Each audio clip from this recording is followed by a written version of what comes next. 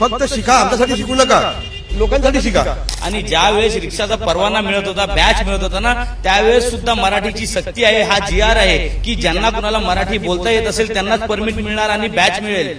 का की हे कंपल्सरी नाही झालं पाहिजे, कारण मी मराठी शिकत आहे और सगळे मराठी अगर बोलत आहे तर मी मराठी बोलत आहे. त्यांना पण थोडे तरी वेळ द्यायलाच लागेल. 1-2 महिने, 3 महिने, 4 महिने द्यायलाच लागेल. आणि त्यांनी कसं आहे ना की मराठी भाषेचा हा मान राखला पाहिजे. त्यासाठी आमचं हे आता हे सगळं काही चालू आहे. 1 मईपासून मराठी अनिवार्य आहे. या नियम लागू झाल्यानंतर आपण म्हणू शकतो की खूप रिएक्शन झाले. काही युनियननीही असं सांगितलंय की ते कोर्टात या पूर्ण डिसिजनच्या विरोधात जाणार आहेत. कोणाचाही लायसन्स करू नका कॅन्सल. आणि त्याच्या विरोधात महाराष्ट्र नवनिर्माण सेना वाहतूक सेनेनी हा स्टिकर काढलेला आहे, मी मराठी बोलतो, मला मराठी समजते, या माझ्या रिक्षात बसा. आणि ह्यात त्यांनी नेत्यांनी महाराष्ट्र नवनिर्माण सेनेचे असं सांगितलं आहे की ज्यांना मराठी येते त्यांच्या रिक्षातूनच मुंबईकरांना किंवा जे मराठी माणूस त्यांना प्रवास केला पाहिजे. तर कुठे ना कुठे मराठी भाषा और जो आपका धंधा होता है रोजगार, उसको जोड़ा जा रहा है. कैसे देखते हैं? नहीं, उसमें क्या होता है सर, मालूम है, जैसा अभी आपने बताया, अभी मुझे सामने वाला अगर मराठी है, म्हणजे मी मराठी आहे, तर मी समोर रिक्षा ड्रायव्हरला विचारतो की बाबा मला फला जागा जायचं आहे, तर त्याला कळलं पाहिजे मी काय बोलतोय, त्याला कळलं पाहिजे मी काय बोलतोय. समजलं की नाही? हा, हे नागरिकांचा विषय झाला. आता झाला रिक्षावाल्यांचा विषय. रिक्षावाल्यांना मी काय बोलतो, फक्त शिका, आमच्यासाठी शिकू नका, लोकांसाठी शिका. तुम्हाला काय बोलतील. एखाद्याने विचारलं, आता मी बंगलामध्ये गेलो तिकडे बंगाली बोलतात, केरळमध्ये गेलो तिकडे मल्याळी बोलतात, तामिळनाडूमध्ये गेलो तिकडे तमिळ बोलतात, किंवा कर्नाटकमध्ये गेलो तर कन्नडी बोलतात. ते असा विषय. आता सौदीमध्ये लोक जात आहेत, तिकडे बोलतात की नाही अरबी. तर इकडे मराठी शिकायला तुम्हाला काय लाज वाटते? तुम्ही पण केरळाचे आहात ना? हो, येस सर. मी इकडे सांगितलं, माझा जन्म झाला. माझं नाव आहे प्रकाश मेनन. मी कोरेगाव रहिवासी. 68 वर्ष झाले, 68 years. Now I am running 69. It should not be compulsory to anyone, क्योंकि हर इंसान का जो का की हे कंपल्सरी नाही झालं पाहिजे, कारण सगळ्यांची शिकण्याची एक हे असते, ताकद असते. सगळे एकसारखे नसतात, माहिती आहे. थोडंसं शिकलं पाहिजे आणि कंपल्सरी कोणालाही नाही केलं पाहिजे. आप यूपी से आए थे 18 साल पहले मुंबई में? हाँ, मैं यूपी से आया था. 18 साल 2008 में आया था. और मी मराठी शिकत आहे और सगळे मराठी अगर बोलत आहे तर मी मराठी बोलत आहे. सगळे हिंदी बोलत आहे तर मी भी हिंदी बोलत आहे. भाषा येते, मराठी भाषा येते. कोणी बसला तर तुम्हाला सांगितलं इथे घेऊन जावा तर तुम्हाला कळ. कोई अगर मुझसे मराठी भाषा में बात कर रहा है तो मैं उसे समझ रहा हूँ और उसको ले जा रहा हूँ. हाँ, धन्यवाद.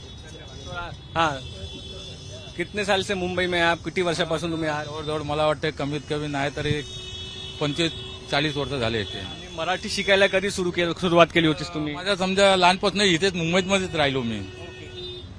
तर हे तुम्ही भाषा तर सगळ्यांना शिकला पाहिजे. आणि ज्यांना भाषा ज्या म्हणजे माझं कसं म्हणणं आहे, आता तुम्ही महाराष्ट्र ज्या राज्यामध्ये राहता त्या राज्यामध्ये थोडं तरी तुम्हाला मान ठेवायला लागणार. पण आता काय, आता हे नवीन जे आले आहेत ते आता युपी बिहार बघा, मी पण स्वतः युपी वालेच आहे, पण मी काय ते नवीन आले ते वेळ मागतायत. 1 मई पासून तुम्ही लायसन्स वगैरे कॅन्सल करू नका, असं आमच्या पोटावर पाव ठेवू नका, ते चुकीचं नाही. हे पण थोडा वेळ तर द्यायलाच लागेल त्यांना, कारण काय माहिती आता ते काय एवढं शिकले तर आहेत नाही. आमच्यासारखं आता आम्ही समजा इथे आमचं सगळं झालं इथेच, तर आमचं काय हे नाही, पण त्यांना पण थोडे तरी वेळ द्यायलाच लागेल. 1-2 महिने, 3 महिने, 4 महिने द्यायलाच लागेल. हे सगळ्यांचं म्हणणं आहे. भाषा बोलायला कोणीच नाही बोलत नाही, मराठी शिकायला सगळेच तयार आहेत. तुम्ही तर प्रयत्न पण करता आणि तुम्हाला थोडाफार बोलायला पण येते. आणि सगळे ऑटो रिक्षावाले तुम्ही गोरेगावला चालवतात ऑटो, मराठीचा विरोध नाहीये, थोडी वेळ द्यायला पाहिजे, लायसन्स कॅन्सल करायला पाहिजे नको. आणि महाराष्ट्र नवनिर्माण सेनेने ही जी स्टिकर काढली त्याचा जे पदाधिकारी आलेले आहेत त्यांच्याशी बोलूया. तुम्ही आम्ही पदाधिकारी आहे. हा, तर तुम्ही सर हे सांगतायत, तुम्ही काय म्हणतायत की ज्यांच्याकडे जे मराठी नाहीये किंवा समजते या माझ्या अशी स्टिकर्स असणाऱ्या लोक ऑटो रिक्षामध्ये प्रवास करा असा तुमचा फरमान किंवा फतवा आलेला आहे पक्षाने? नाही, असं नाही आमचं मत आहे. आमचं मत असं आहे की जो उत्तर भारतीय असो, दक्षिण भारतीय असो, साऊथ इंडियन असो, मग तो मुस्लिम असो, मग तो युपीचा असो, बंगालचा असो, कुठले असो, खूप राज्यातून लोक आपल्या राज्यामध्ये महाराष्ट्रात येत असतात. आणि त्यांनी कसं आहे ना की मराठी भाषेचा हा मान राखला पाहिजे. त्यासाठी आमचं हे आता हे सगळं काही चालू आहे. सन्मान आणि मान तर सगळेच करतायत, कोणीच बोलत नाही की आम्ही मराठी मराठी बोलणार नाही, पण ते म्हणतात थोडी वेळ द्या, आमच्या पोटावर अशा पाय ठेवू नका. साहेब, आज रिक्षाचं परमिट घेऊन या लोकांना अनेक वर्ष झाली. आज लोक 20-20, 25 वर्ष, 40 वर्ष, 35 वर्ष या ठिकाणी राहतात. आणि ज्या वेळेस रिक्षाचा परवाना मिळत होता, बॅच मिळत होता ना, त्यावेळेस सुद्धा मराठीची सक्ती आहे. हा GR आहे की ज्यांना कुणाला मराठी बोलता येत असेल त्यांनाच परमिट मिळणार आणि बॅच मिळेल. त्यावेळेस पण सक्ती होती ती. तुम्ही जे सांगताय ते खरं आहे. खूप वर्षांपासून हा नियम आहे. दिवाकर राव ते परिवहन मंत्री होते तेव्हा मराठीत परीक्षा पण घेतली गेली होती. पण ह्यांचं म्हणणं आहे की आरटीओ वाले फायदा घेतात. हे सगळे अंडर द टेबल त्यांच्याशी आताच सांगितलं 3,000 रुपयाचे 50,000 रुपये घेतात. तर हे आपण जे रूल्स लावतात, सरकार रूल्स लावते, यांच्याकडून पैसे ऐकण्याचा हे डाव नको ना, हे त्रास व्हायला नको. नक्कीच त्यांना त्रास नाही झाला पाहिजे, कुणालाही त्रास नाही झाला पाहिजे. कुणी या ठिकाणी म्हणजे घुसखोरी नाही केली पाहिजे, पैसे नाही दिले पाहिजे. तुम्हाला बाबा जे काही भाषा असेल, मराठी भाषा शिकणं काही एवढी अवघड नाहीये, एकदम सिंपल भाषा आहे. कुणीही बोलू शकतं ती भाषा. फक्त मला ना मनातून इच्छा पाहिजे की ती भाषा मला बोलता आली पाहिजे. आणि त्यांना काही त्रास जरा आठवणार तुम्ही उभे राहणार ना पक्ष म्हणून. नक्कीच. अरे आमचे हे सभासद आहेत सगळे, आम्ही यांच्या मागे सदैव उभे असतो. यांच्या कोणत्याही कामासाठी यांना पाहिजे तर तुम्ही विचारा की ट्रेनिंग पण चालू करा. नक्की आम्ही ट्रेनिंग पण देऊ आमच्या लोकांना. आम्ही ती सुद्धा सुविधा करणार आहोत की आम्ही आठवड्याचे 2 क्लास घेणार आहोत, शनिवार आणि रविवार. 1-1 तास त्यांना आम्ही मराठी शिकू. नक्कीच. माझं नाव पाशू पठाण आहे. मी महाराष्ट्र नवनिर्माण वाहतूक सेनेचा उपाध्यक्ष आहे.